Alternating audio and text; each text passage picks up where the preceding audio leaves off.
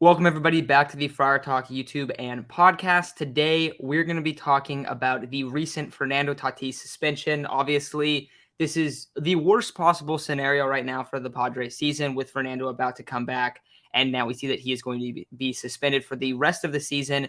And then about the first, I think it's like 35 games of next year, he will be ineligible for the postseason. And this is a guy who is a 7-WAR player about to return, about to make this lineup nasty, and literally the worst thing that could have possibly happened. So we're going to talk a little bit about what Fernando was taking. Then we're going to kind of give how it impacts the Padres, what the overall impacts are for Fernando as well, for how he's going to be looked at throughout his future. And just, it's probably not going to be a very positive episode. So we're going to be talking about this stuff. Underneath me right now is Will. Will is my college roommate. Will knows a lot about different steroids, stuff like that. Will doesn't know a thing about sports. Will probably didn't know who Fernando Tatis was before I told him about this and asked him to come on and basically explain what the steroid was. So, Will, do you want to give it just kind of a brief introduction to what Fernando is taking, what it does, and then, of course, kind of about his side of it, basically saying that he took it for ringworm and he did pass a drug test in March. So, I want to just kind of give a little breakdown about the steroid that he got busted for. All right. Well, first off, it is some very advanced stuff that he was taking. Usually, steroids act like hormones in the body, where basically they pump up the amount of testosterone either being produced or just act as testosterone in the body, and that is really good for muscle growth and all of the things that bodybuilders and athletes tend to look for, but comes with a boatload of side effects from your body trying to go back to homeostasis. So your body starts producing more estrogen. A lot of the times the excess testosterone converts into something called dihydrotestosterone, which is what gives you the crazy back hair and the lack of head hair, shrinkage ball sack and such. This is not actually in the same class of drug as the typical steroid performance enhancing drugs that we would think of. This does not convert to dihydrotestosterone, and it does not act on the body the same way. My phone just got to 5% power. I can't see y'all anymore, but it's fine. I hope you can hear me. So yeah, it does not act on the body the same way. It takes a lot of work to make something like that. Like, I've never heard of it before you told me to look this guy up, because like it's that kind of research is so like bleeding edge right now in performance enhancing substances, and it's sort of like, I don't know if you guys have heard about research chemicals, where they basically pump out, it's a different area of the drug classification, but a similar thing, where basically for like LSD, they'll find something that is molecularly very similar to LSD, but technically not, because it has a few differences, which makes it legal. And it might have some medical use, and until it's actually researched, the government can't say, oh, that's harmful, So this is sort of under that same class of thing, where they made it for ringworm, and it just happens to be a really, really good performance-enhancing drug. You know what I mean? But here's the thing. If this guy's trying to come back from an injury, taking this kind of performance-enhancing drug is not the way to go, because it is a androgen receptor modulator, which means it make muscle big and strong. But what it does not do is make your tendons and bones big and strong. So if you're coming back from a broken bone, or a lot of athletes come back from a tendon injury, it doesn't do anything to help you with a tendon injury. In fact, it's actually worse, because it'll make your muscles stronger, and your muscles grow a lot faster than your tendons do. And so that's why a lot of tendon injuries happen, is because athletes train like crazy and they get these massive, powerful muscles, but their tendons can't actually take the strain. So that's why you get all those ACL, Achilles injuries, stuff like that. So not only would this not help him come back, it actually would make it a lot worse to come out of an injury taking this type of stuff. Like, it might seem like a good idea, but it's not. And as far as and the other thing is, there's better performance enhancing drugs if he was trying to do that, like Ostarine. That actually is designed. It was I forget. It was for osteoporosis.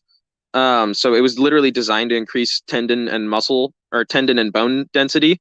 Which, if I was trying to come back from an injury, that is probably what I would be taking.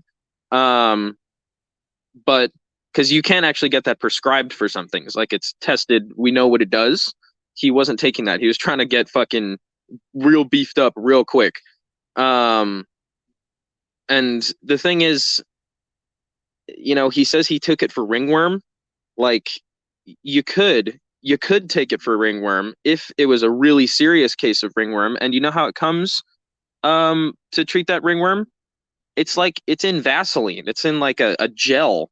You know what I mean? Like it's not like an appreciable amount that you would fail a steroid drug test.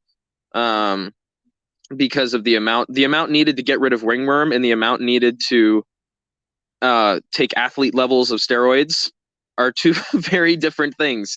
And so it's sort of like when people say that they failed their drug test because they had too many poppy bagels. It's like, in theory, you could be right, but that doesn't happen in real life. You know what I mean?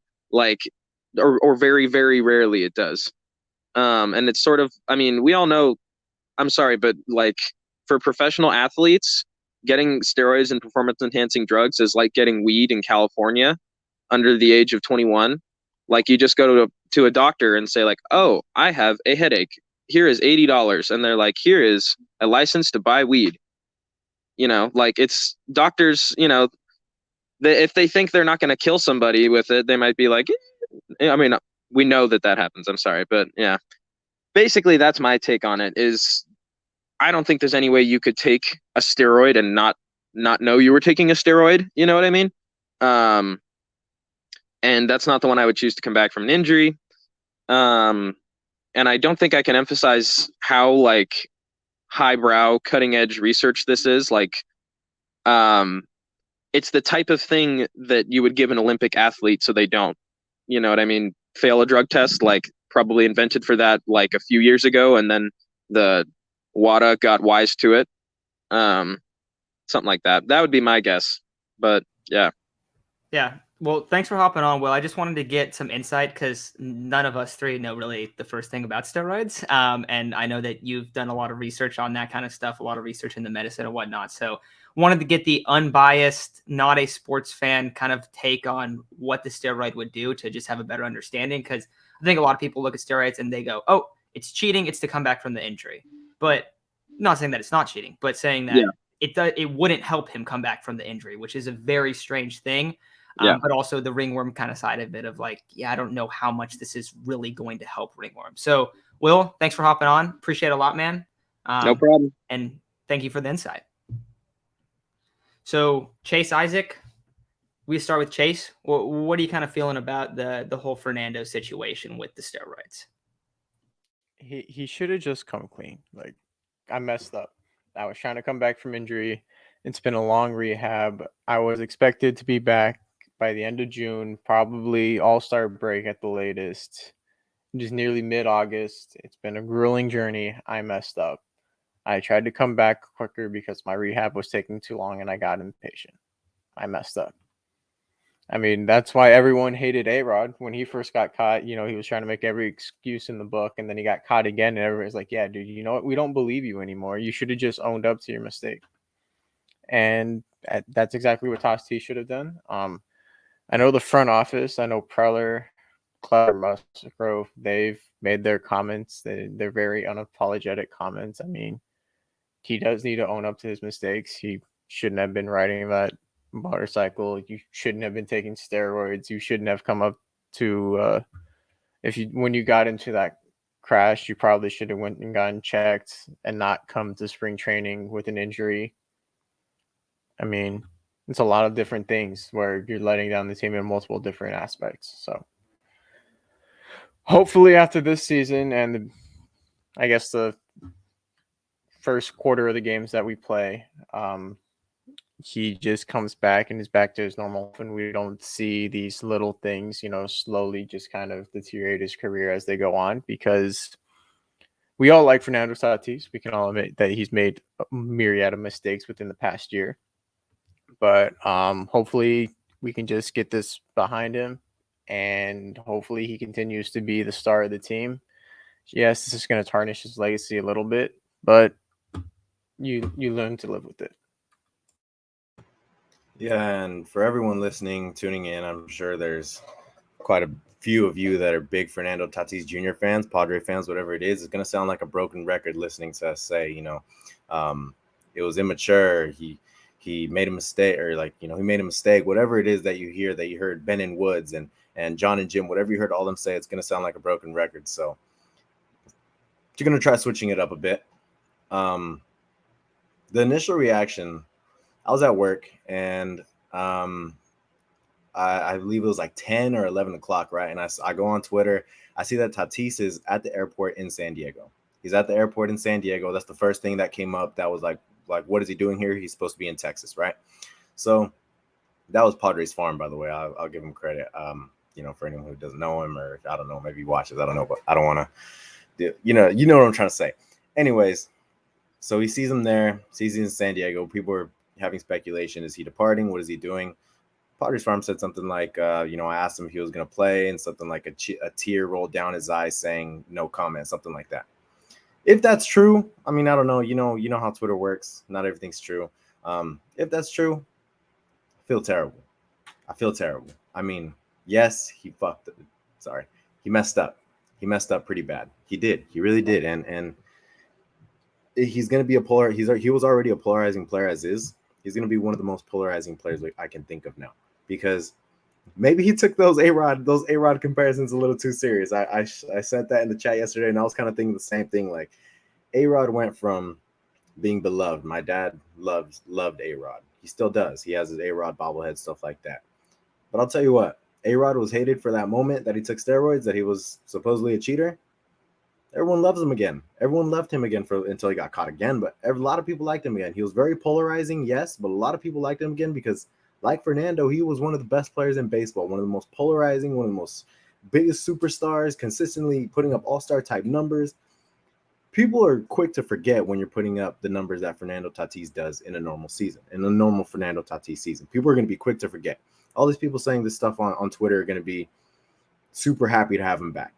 I mean, that is a fact. I firmly believe that will be a fact. Tatis jersey sales are going to be back up. Everyone's going to want to go watch Fernando Tatis Jr.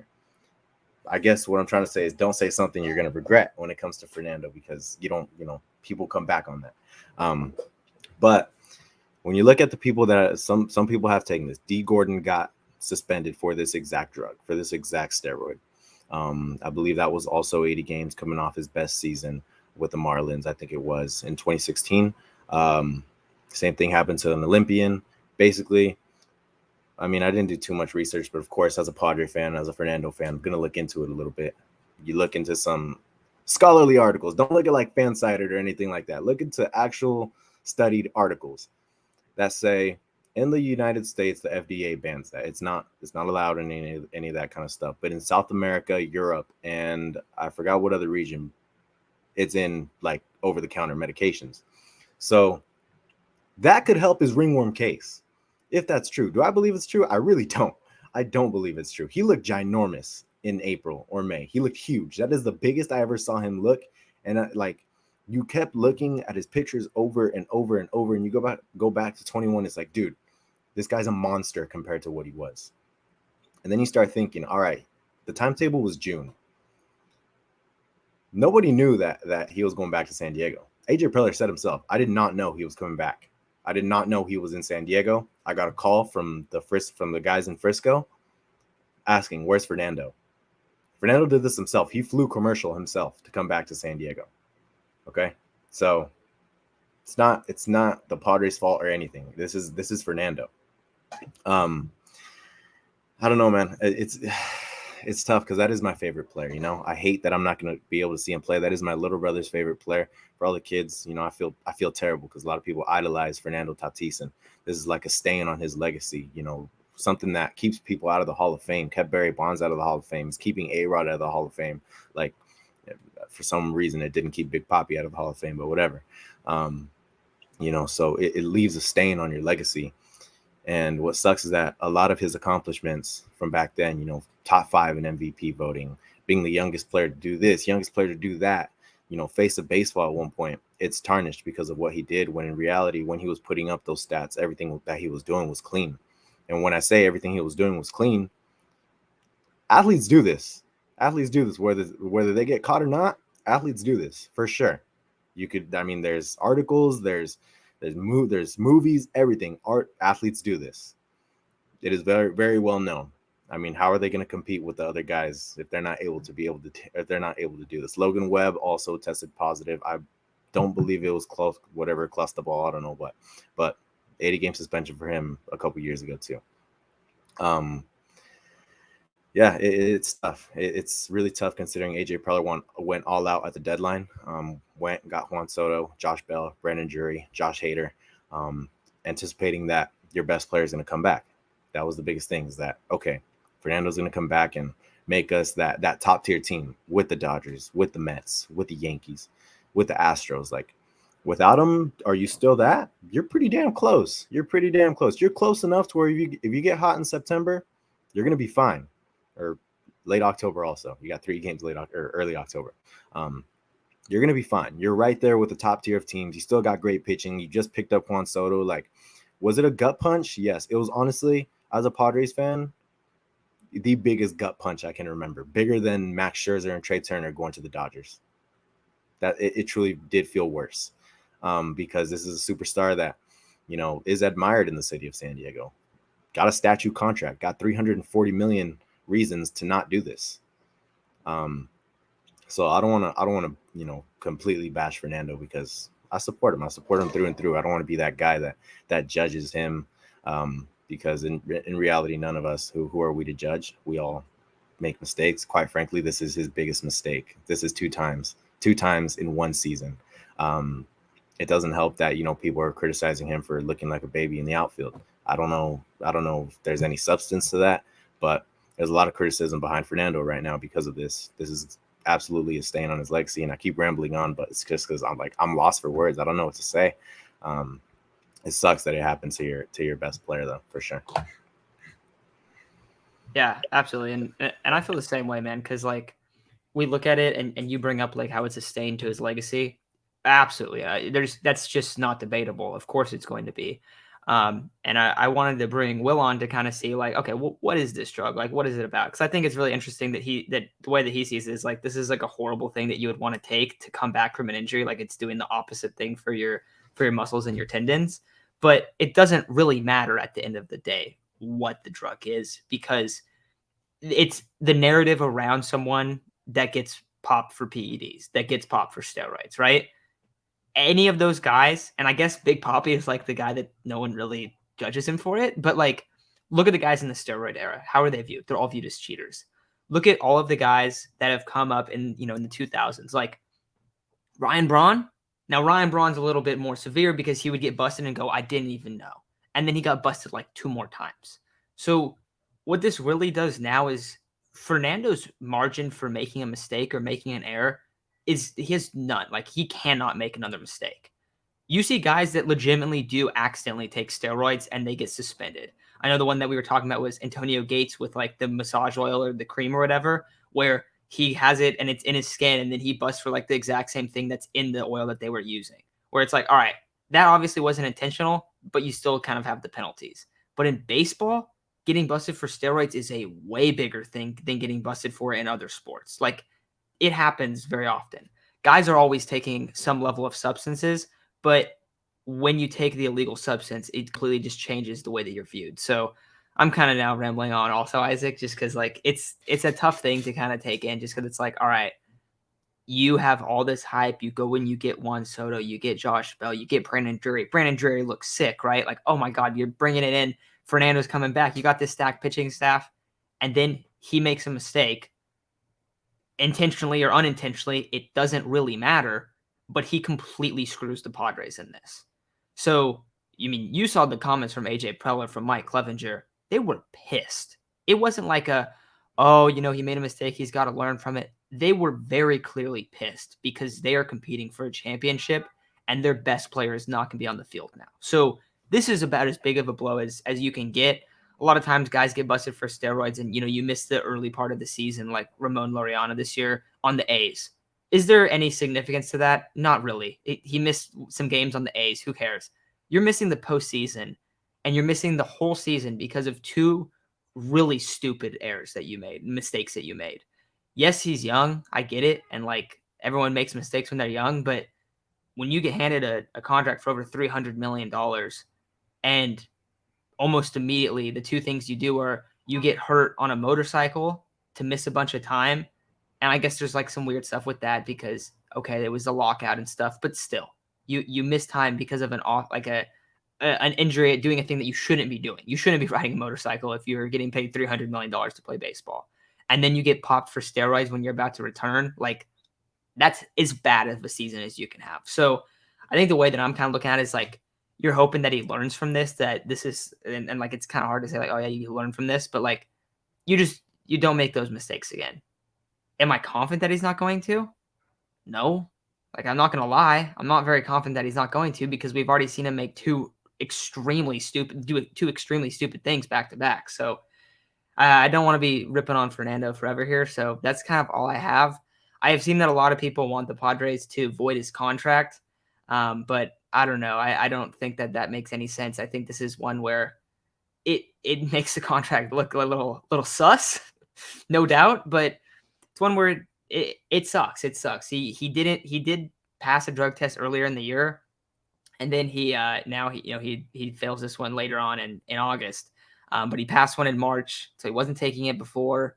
But just a really weird scenario overall with the drug, and also the drug is also kind of a strange drug as well too. So not the best thing that we wanted to see. But I don't know, any other thoughts that you guys have about either the contract or just the overall situation in general? I think you could restructure it a little bit to include some clauses. Like, I think the motorcycle clause is already in there, but like, hey, if you get caught again, you're going to forfeit some of the money that we owe you. Don't make stupid mistakes again. If not, you're going to lose this money. I think you could do that, and I think that's completely fair at this point. But in a more positive news, what other team lost their star player? They lost their star player due to injury last year, but still won the World Series. The Braves. So, I mean, yes, it is a huge blow that we don't have Tatis for the rest of the year, but it's not a death sentence for the Padres. We still have one of the top rotations. Kim has been balling out at short. He's been one of the best defensive players, and his bat's finally coming around. Cronenworth is coming around. We have Bell. Drury has been killing it recently. I mean, he got robbed of 2 or 3 home runs, and he's just hit another 2 or 3 on top of it. So realistically, he's probably been one of the best sluggers on the team. We got Machado still there. We have Soto, Grish. Decide whether or not he wants to get hot or stay cold. Profar's there. We got Myers. I mean, we're going to be okay. We have the team to do it. We have the bullpen. We have the rotation. We're going to be fine. You're going to see this team really kick it into gear once everyone starts to get comfortable and the team chemistry is back up after this gut punch, but we're going to be fine. It's not the team that has the best record that wins the World Series. It's the team that gets the hottest at the end of September. Yeah, and you don't really need the best team to, like basically what Chase just said. You don't really need the best team to win the World Series. You just need to get hot at the right time, get together at the right time, have great team chemistry. There's a lot of factors that go into it that are not having the best record, best roster in baseball. Would Tatis have arguably made the Padres the best roster in baseball? Arguably, yeah. Top 2, top 3, maybe not number 1, because the Dodgers have insane players all around, bullpen, starters, lineup. They're great. But with Tatis, the Padres are able to legitimately compete against the Dodgers. And can they still do it? Yes, absolutely. A lot of people are going to be down on that notion because of the sweep in LA where we got demolished. A lot of people probably now think, how are we going to compete with the Dodgers when our last series we got killed with this same exact roster? Things change from time to time.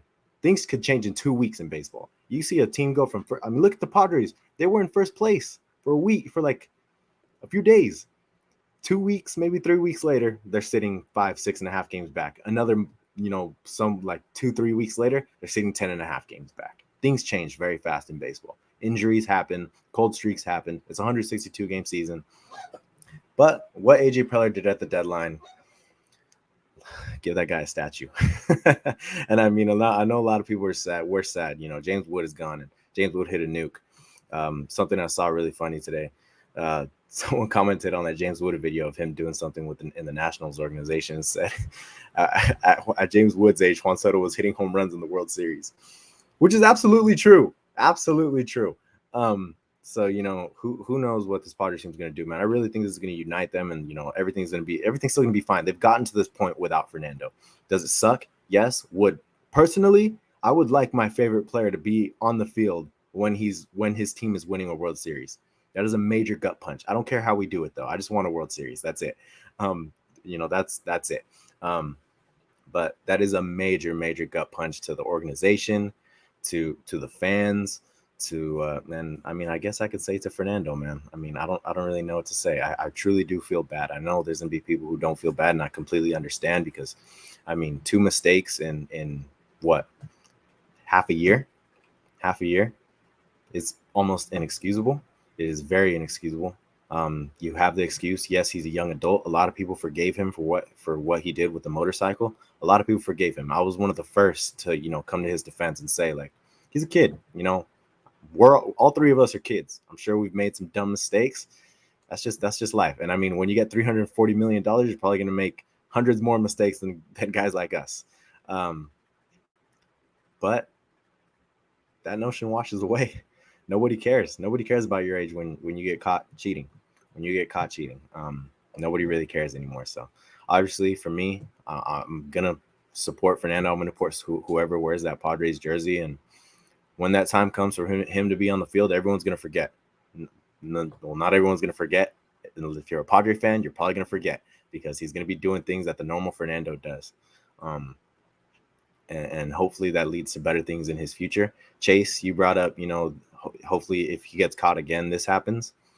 Keep in mind, that contract year by year goes up. I believe in a year or two, that goes up to like 20 mil. And after a little bit, that goes up to 34. So instead of suspending whatever he's making right now, which is maybe $1 to $2 million, he's going to be suspending $20 to $34 million if he does it again. I hope that's enough for him to you know, monitor these situations closely, whether he put it in his body intentionally or not. If he didn't, I hope, you know, he hires people, does whatever he has to do to monitor whatever he puts in his body closer, because that's a lot of money to suspend, and that's a lot of fans you're letting down again. However, if he took it intentionally, which I really hope he didn't, I mean, you have some sort of, like, you know, I forgot what it's called, but sympathy, and you're hoping that he didn't take it. Like, he's San Diego's child, I guess, because we loved him so much, I still do. But you kind of hope he didn't take it intentionally. If he did, hopefully he learns from it, grows up, because he's got to start learning that, you know, like Mike Clevenger and Joe Musgrove said, he's got to start showing that he wants to be on the field. And I'm sure he wants to be on the field. He wants to play for his team. I mean, I'm one of those that thinks, all right, this dude probably wanted to get back on the field as soon as possible, and somebody told him that this helps. Clearly doesn't. Very clearly doesn't, because he was not on the field as soon as possible. Did it help him look ginormous? That is the biggest I've ever seen anyone on the Padres as of recent. But, you know, 2023, hopefully it's a big year for Fernando. Should be a big year for the Padres still. I mean, I know we're losing a few guys, but I'm pretty confident we're going to be able to re-sign some, especially if we don't win the World Series this year. Seidler's shown he's all in. I'm sure he's going to try getting at least a few of Clevenger, Drury, Bell, and he's going to try re-signing Soto. I'm sure he's going to try getting a few of them back. With that being said, this Padres team is still a World Series contender. Even without Fernando, this is still one of the best rosters in baseball. Profar is playing amazing baseball. Grisham, like you said, Chase, hot and cold. So far right now, not bad. I mean, in his last, 100-something at bats, 14 home runs, like over a 110 WRC plus. Average hitter, just cannot hit for actual average. Right field, come on, bro. I don't got to explain that. First base, Josh Bell, major upgrade. Jake Cronenworth on pace for another 4-WAR season, yet is getting heavily criticized for no reason. 5-WAR season, insane. Ha-Sung Kim, our savior, because of this whole thing. Guy's almost putting up a 3-WAR season for $7 million. I'll take that any day of the week. I also don't have to explain third base. I guess the only one's catcher, because Nola kind of sucks at hitting, but and Alfaro's banged up. Everything else is good for this Padres team, though, man. Stay confident. Stay confident. I guess all I would say, you know, however you feel about Fernando's, it's whatever, man. It's whatever. Just time to win a World Series, I would say. Yeah, I do think it's interesting that you bring up, like, you know, how people are going to view him, and whether or not he did them intentionally. First off, I want to say that there's no way that we can tell, that anybody listening, that anyone knows, we'll never know, Fernando, if he took him intentionally or unintentionally. Like, so if you're saying, oh no, he definitely did them on purpose, that's wrong. If you're saying, oh, it's 100% was because of the ringworm, that's wrong. Like, we do not know, or maybe it's not wrong, but you don't have any, like, there's no logic to be like, oh yeah, that's for sure how it is. So it's tough. And that's the problem with steroids. That's the problem for why everyone that takes them career gets, you know, your legacy gets tarnished. And that's going to happen with Fernando. I think we all have to expect that to happen. You're going to see a lot of people rip Fernando for the rest of his career. You brought up A-Rod, Isaac, but honestly, like, any guy that's a steroid guy that gets caught for steroids ends up kind of facing the same, like, consequences. So we're going to see that with him. It is a massive blow. Isaac, I think you're right that this is still a World Series contender. I absolutely agree with that. But it's still a massive blow when you lose a guy that's a 7-WAR caliber player. Like, that's as bad as it gets. So I think that's probably going to do it for this episode, but it's a tough one.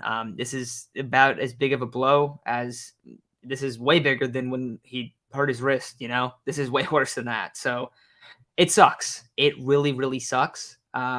But I think that's probably going to do it for this episode. Anything else you guys want to add before we bounce? All right, everybody. Sorry for the long podcast talking about Fernando. It sucks that we had to do this one, but it is what it is. You got to move on. Padres looking good recently. The offense is balling out, but this is definitely a tough blow. So I think it's going to do it for this episode, though. Thank you guys for listening. Hopefully you liked my roommate coming on, sharing his information about PEDs, because that guy literally knows more about PEDs and steroids and stuff than any human I've ever spoke to. The amount of research that he does on his own is hilarious to me. But it was fun having him on too. So thank you guys for listening, and we will be going live after the game tomorrow. So we'll talk to you guys then.